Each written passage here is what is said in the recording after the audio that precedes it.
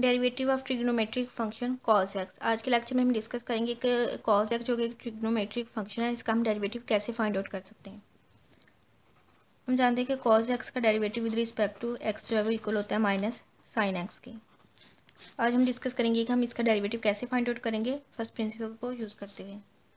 First step के अंदर सबसे पहले तो हम लेट कर लेते हैं कि कॉस एक्स वाले जो है इक्वल होता है कॉस एक्स के। फर्स्ट स्टेप के अंदर हम फाइंड आउट करेंगे y plus increment of y को, तो इस तरह से ये फॉर्म बन जाएगी। तो यहाँ पर x आएगा, ये फॉर्म हमारे पास बन गई है कि y plus increment of y is equal to cos into x plus increment of x। Second step के अंदर इन दोनों फंक्शंस को हम माइनस कर देंगे, माइनस करने से हमारे पास ये फॉर्म बन जाएगी।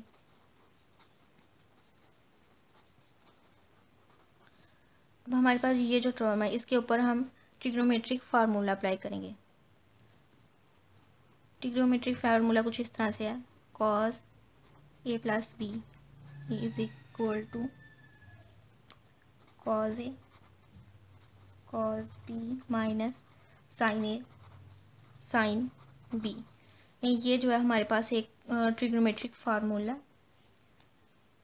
अगर हमारे पास कुछ इस तरह से फॉर्म हो कॉस ए प्लस बी, तो ये इक्वल होता है cos A cos B minus sine A sine B के। ये फार्मूला हम यहाँ इस फॉर्म ये जो टर्म है इसके ऊपर हम अप्लाई कर देंगे। इसके ऊपर जब हम फार्मूला अप्लाई करेंगे तो हमारे पास ये फॉर्म बन जाएगी, cos x cos delta x, यानी एक्स जो है वो हमारे पास ए है और इंक्रीमेंट ऑफ एक्स जो है वो बी है।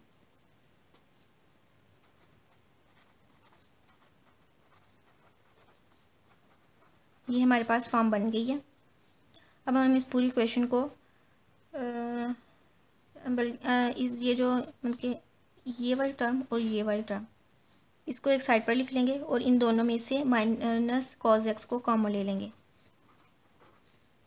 माइनस कॉस एक्स को कॉमन लेने से हमारे पास ये फॉर्म बन जाएगी।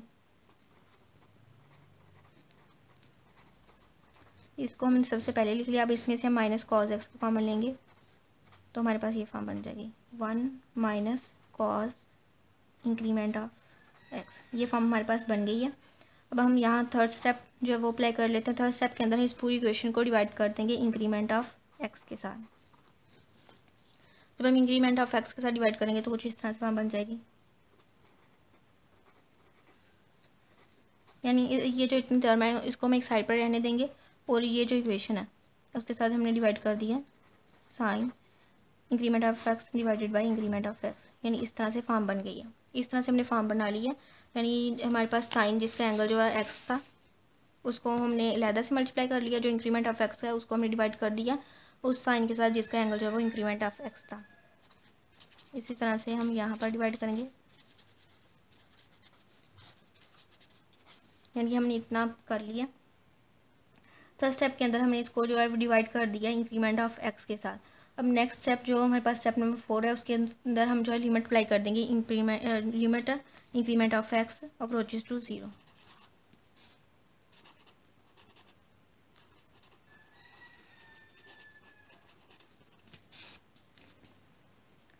हम यहाँ पर जो है लिमिट अप्लाई कर देंगे।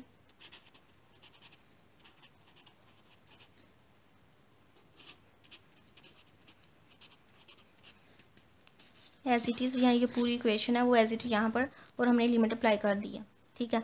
और इस तरह से हमारे पास जो है लिमिट का फार्मूला होता है, ये लिमिट थ्योरम है कि जब ये दोनों मतलब ये एक अलहदा से फंक्शन है, ये अलहदा से फंक्शन है, ये दोनों माइनस हो रहे हैं तो इनके ऊपर लिमिट अप्लाई कर देंगे तो ये सेपरेटली भी अप्लाई होंगे, यानी इस तरह से कुछ कि limit A minus B is equal to limit of A minus limit of limit of A minus limit of B. ये हमारे पास ये लिमिट थ्योरम है। इस लिमिट थ्योरम को हम यहाँ अप्लाई करेंगे, यानी इन दोनों के ऊपर सेपरेटली अप्लाई करेंगे, और इसके अलावा क्योंकि जो साइन एक्स है इसके अंदर तो इंक्रीमेंट ऑफ एक्स नहीं है तो इसको हम सेपरेटली लिख लेंगे, और ये जो चीज़ है इतनी इसके ऊपर लिमिट अप्लाई करेंगे। इस तरह से कॉस एक्स को अलहदा से लिखेंगे और इसके ऊपर लिमिट को अप्लाई करेंगे। तो इस तरह से हम जो नेक्स्ट स्टेप देखते हैं कि हमारे पास जो नेक्स्ट स्टेप है वो कुछ इस तरह से है।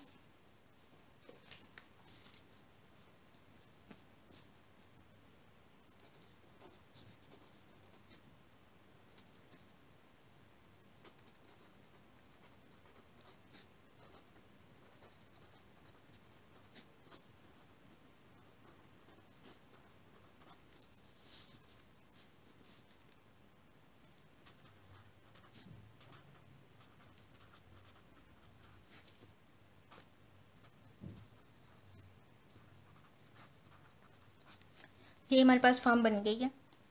पहले तो हमने लिमिट थ्योरम अप्लाई किया, हमारे पास limit of a minus B is equal to होती है limit of a minus limit of b। इस थ्योरम को हमने अप्लाई किया। इसके अलावा हमने ये देखा कि क्योंकि इसके अंदर तो इंक्रीमेंट ऑफ x ये जो टर्म नहीं है, तो इसको हमने सेपरेटली लहदा से बाहर लिख लिया और इसको अंदर जो है वो हमने लिमिट को अप्लाई कर दिया। अब हम नेक्स्ट जो है यहाँ लिमिट थ्योरम्स को यूज़ करेंगे। हम देख लेते हैं कि कौन से लिमिट थ्योरम्स को हम यूज़ करेंगे यहाँ पर।